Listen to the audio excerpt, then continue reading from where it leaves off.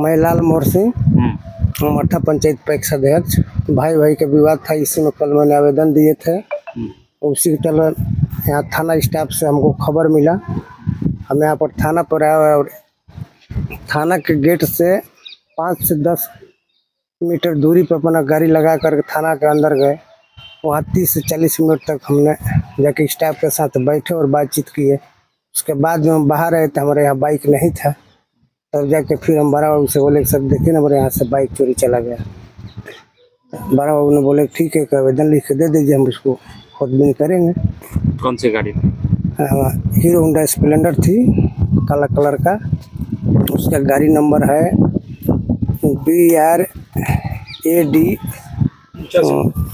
4971।